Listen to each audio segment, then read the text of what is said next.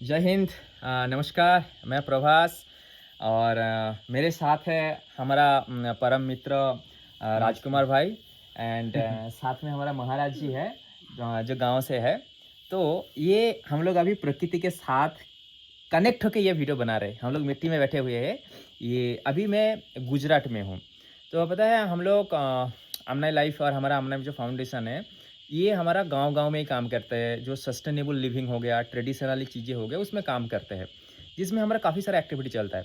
तो मैं कर्नाटका, महाराष्ट्र सारा होके मैं गुजरात में अभी आया हूँ, जहाँ पे हमारा जो आमनाई फैमिली मेंबर्स हो गया, हमारे जो फार्मर्स हो गया, हमारे जो मित्र हो गया, सबसे मैं मिलने के लिए आ गया। तो मैं ऐसे घूमता रहता हूँ, जो प्रकृति के बीच जाते रहता हूँ, क्योंकि मेरे को प्रकृति ही सबसे बड़ा खुश करती है और दुनिया का किसी भी चीज़ मेरे को खुश नहीं दे सकता। तो यहाँ पे आते-आते जब मैं अपना मित्र के पास पहुँचा, दादा का जो काम होता है एकदम नेचुरल फार्मिंग में, सुभाष पालेकर नेचुरल फार्मिंग में काम होता है और साथ-साथ में कैसे लोगों को हम लोग हेल्प कर सकें। हम सब एक ही मेंटालिटी के, तभी जाके हम लोग एक साथ जुड़े हुए हैं, ठीक है? सही ईश्वर बात ना है, जोड़ ही देता है सबको। सही बात है। मैं वेस्ट बंगाल से, दादा गुजरात से और हम लोग आज से नहीं 5-7 साल से जुड़े हुए हैं, 5-7 साल से हम लोग अच्छे दोस्त हैं। तो मैं यहाँ पे आया हूँ। तो दादा, हाँ, आप जो यहाँ पे ये जो मूवमेंट को किया है ना, अभी हाँ। हम लोग जहाँ पे बैठे हुए हैं ना, ये भी एक अपने आप में एक कहानी है। ये भी अपने आप में एक इनिशिएटिव है। तो हुँ, मैं दादा से बाकी जानूँगा सब कुछ। तो जो नेचुरल फार्मिंग आप करते रहते हैं, हाँ। तो क्या-क्या दिक्कतों का आपको सामना करना पड़ता है? दूसरा ये जो फिर आपने एक्स्ट्रा लोगों को नेचर के साथ कनेक्ट करने के लिए ये जो आपने सिस्टम बनाया है, हुँ, हुँ। तो इसके बारे में बताइए। और इसमें आपका सोच फिर ये कहाँ से आया कि मैं क्यों करूँ लोगों को कनेक्ट करूँ? नेचुरल फार्मिंग तो कर रहे थे। हाँ। फिर ये जो लोगों को लाना, फिर पहाड़ों में लेके जाना, तो हुँ, ये फिर स्टार्ट क्यों करना पड़ा आपको? तो सबको मेरा नमस्कार। हुँ, प्रभास जी मेरे अच्छे मित्र रहे हैं और हम प्रकृति के साथ जुड़े हैं। एकदम। तो पहले से मैं हुँ, बताना चाहूँगा कि जब हुँ, सुभाष पालेकर नेचुरल फार्मिंग का जो हुँ, हुँ, हुँ, हम हुँ, ट्रेनिंग लेने गए थे, हुँ, तो तब से मेरे को तो नेचर से पहले से ही बहुत लगाव ओके।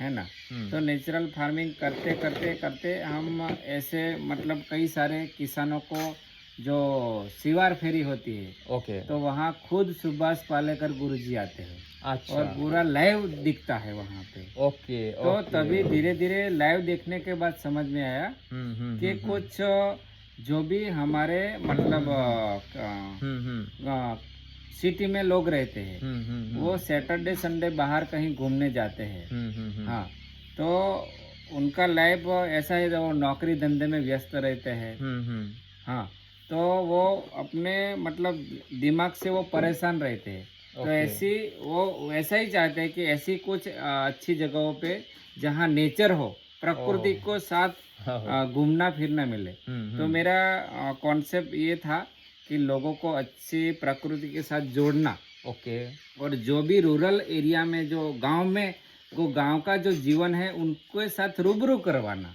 वाह! बहुत मेन बढ़िया, चीज़ अच्छा, बढ़िया है ओके, कि अभी जो समय चल रहा है वो लाइफ़स्टाइल बहुत चेंज हो गया है। बहुत चेंज हो गया है। वो विदेशों वाली लाइफ़स्टाइल चेंज हो गई है। लेकिन एकदम, जो गाँव एकदम, में जो लोग जीवन जीते थे, वो लाइफ़स्टाइल धीरे-धीरे ख़त्म हो रही है। लेकिन सही फिर बात। से हमको उनको जोड़ना है। जो गाँव में हुँ, लोग उनका रहन-सहन, खाना-पीना हुँ, वो उनके साथ रूबरू करवाना है। तो ओके, ये जो आप देख रहे हैं भवन, वो इको घर बनवाया है। हाँ, पूरा इको फ्रेंडली घर हाँ, है, इको एकदम। फ्रेंडली।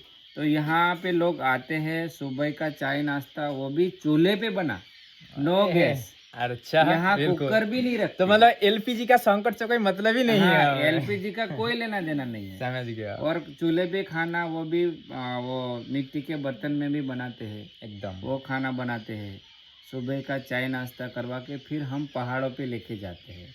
ओके। वहाँ पे घुमाते हैं और पहाड़ों में जो भी पेड़ रहते हैं वो हुँ, अलग-अलग मेडिसिनल पेड़ भी बहुत रहते अलग-अलग वैरायटी हाँ, का रहता है। जैसे हुँ, गूगल हो गया, फिर अर्जुन हो पलाश गया, से लेके महुआ पलास से लेके हाँ, कल हाँ, हम देख रहे महुआ। थे। तो हाँ। सबका उसका डिटेल तक बताते हैं और साथ में घुमाते हैं और बड़ी हुँ, पहाड़ी पे लेके जाते हैं, एक्सप्लोर करवाते हैं। फिर रिटर्न आते हैं, फिर हुँ, जो गांव का जो देसी भोजन है वो होता होता है है, फिर। वो यहाँ चूल्हे पे बनता है, जिसमें वो देसी चावल हो गया, मक्के की हुँ, रोटी हो गई, लहसुन की चटनी, अरे वाह! सब वो सब समझ यहाँ गए। खिलाते हैं और बहुत सबको मज़ा आता आता है और सबसे बड़ी बात ये है कि यहाँ फ्लोरिंग में हम टाइल्स नहीं लगाया। हाँ, ये देखो हमें मिट्टी में बैठे हुए हाँ, हैं अभी। मिट्टी में बैठे हैं। यस। तो वो सबको अच्छी लगती है, वो सबको अच्छी लगती है। तो और फिर यहाँ पे खाना खा के फिर 1 घंटा थोड़ा रेस्ट होता है। ओके। फिर रेस्ट करने के बाद फिर वाटरफॉल पर लेके जाते हैं। हाँ, और यहाँ प्राकृतिक झरना गिरता है, वहाँ लोग नहाते हैं। बच्चे भी आनंद वहाँ करते हैं सब, आपके आनंद अपने करते हिसाब से हैं, आनंद लेते हैं। आनंद लेते हैं। ओहो। फिर यहाँ 5 साढ़े 5 बजे रिटर्न आ जाते हैं। फिर रिटर्न आ जाते हैं। हाँ, और ये सब काम करने में हमको बहुत खुशी मिलती है, क्योंकि उनके साथ सेवा भी जुड़ा हुआ है। और ये जगह उनको हमें कॉमर्शियल नहीं बनाया है, मतलब कमर्शियल में वो प्रेम भी नहीं आता हाँ, है। प्रेम भी नहीं, वो स्वार्थ रहता है। स्वार्थ इसमें रहता हम है। प्रेम को जुड़ा है, भाव को जुड़ा है। मतलब जो भी यहाँ टूरिस्ट आते हैं वो हमारे लिए भगवान का रूप से हम देखते हैं, समझ गए। उनको सब प्रोवाइड करते हैं। ओहो हो। तो हाँ। देखिए ये जो मिशन है एक्चुअली में क्या है, जब बातचीत हमारा हो रहा था, देखिए नेचुरल जो फार्मिंग है उससे हम लोग हमारा जो प्रकृति पे जो कर्तव्य है, केमिकल ना पड़े, जहर मुक्त हमें धरती बनाना है, वो तो कर रहे हैं। खाने के माध्यम से अब आप हमारा जो फिजिकल बॉडी है, अन्नमय बॉडी, उसको हम लोग ठीक तो कर लेते हैं। बात जो हमारा मनमय कोष, मनमय जो मेंटल बॉडी आता है, क्योंकि हमारा बॉडी में 5 बॉडी रहता है। एक हमारा फिजिकल बॉडी जो अन्नमय कोष रहता है, फिर प्राणमय कोष, मनमय कोष, विज्ञानमय कोष, आनंदमय कोष। तो हम लोग जो अन्नमय कोष है इसको तो खाने के माध्यम से ठीक कर सकते हैं, नेचुरल खाने के माध्यम से, नेचुरल पद्धति से जो बना हुआ खाना है। बट हमारे जो मनमय कोष हो गया ना, इसके लिए नेचर से के साथ जुड़ना बहुत जरूरी है। और तो दादा ने वही प्रयास किया है कि फिजिकल के साथ साथ जो मेंटल लेवल उसको भी लोगों का सही होना चाहिए, तभी जाके आप स्वस्थ बना सकते हैं। क्योंकि 1948 में WHO का एक हेल्थ का डेफिनेशन था कि हेल्थ तभी माना जाएगा, उनको फिजिकली भी हेल्थ रहना है, सोशली भी हेल्दी रहना है एंड मेंटली भी हेल्दी रहना है। तो फिजिकली, सोशली एंड मेंटली ये तीनों स्तर पे आप तभी जाके सफल हो सकते हैं। खान पान भी नेचुरल होना चाहिए, नेचर के टच में भी होना चाहिए। तो दादा का जो प्रयास है यहाँ पे ना, ऑलरेडी मेडिटेशन हो गया, पूजा हवन वगैरह हो गया, जो महाराज जी है वो सारा ऑर्गेनाइज करते हैं। दादा भी उसमें पूरा सहयोग करके ये सारा चीज़ों को पूरा अच्छे से ऑर्गेनाइज करते हैं। तो महाराज जी, आप जो यहाँ पे हवन वगैरह कराते हैं, जो चीज़ें कराते हैं, तो इससे लोगों का मानसिक शांति किस लेवल पे अच्छा रहता है, आप क्या कहना चाहेंगे? होम करता है, पूजा करता है, तो मानसिक शांति तो बहुत ज्यादा मिलता है। बहुत मिलता है ना। मोटा मोटा अधिकारी पण आता है, ते बड़ा खुश थी जाता है। जैसे आपके साथ बात हो रहा था, आप गुजराती में बता सकते हैं अगर, क्योंकि उन्होंने हिंदी में थोड़ा कंफर्टेबल नहीं है, कोई बात नहीं। तो ये जो आपने बोल रहे थे ना, पिछले काफी साल पहले इस एरिया में सब लोग मीट वगैरह खाते थे, अब भी सब भगत हो गए, तो उसका अगर थोड़ा बताना चाहेंगे तो कुछ, क्या जो कहानी क्या था? पहला तो हमारे शेरवा भाजी खाता था। ओके। शेरवा भाजी, પછી મોકા ભાજી, ओके। આમલીની ભાજી, ओके। અને પેલો દારૂ પીતા હતા। ओके। ના જેવો માંસ મટાડ પણ ખાતા હતા। ओके। अच्छा। હમણે ભગત થઈ ગયા, પછી ગુરુ મળ્યા પછી હમણે બધું દારૂ તાળી અને તીરકામથી એવો કંઈ લીન ફરતા હતા, તે બધું બંધ કર્યું। અને હમણે ગુરુ મળ્યો પછી મંદિર બનાવીને માણસને સેવા કરી, સદગુરુને સેવા કરી, એવો હમણે સેવા ભાવ ચાલે છે। अरे वाह, मेरे को भी गुजराती समझ आता है थोड़ा थोड़ा करके। तो दादा थोड़ा हिंदी में उसको जरा शॉर्ट बता दीजिए कि महाराज जी का जो बताया है आपने। मैं पहली बार यहाँ आया ना, तो मेरे को भी ये जगह बहुत डिवोशनल लगा। ओके। और यहाँ आके बैठे ना पहली बार, ओके। तो शांति मिला। तो उस टाइम पे कुछ ऐसा कोई विचार नहीं बनाया था। ओके।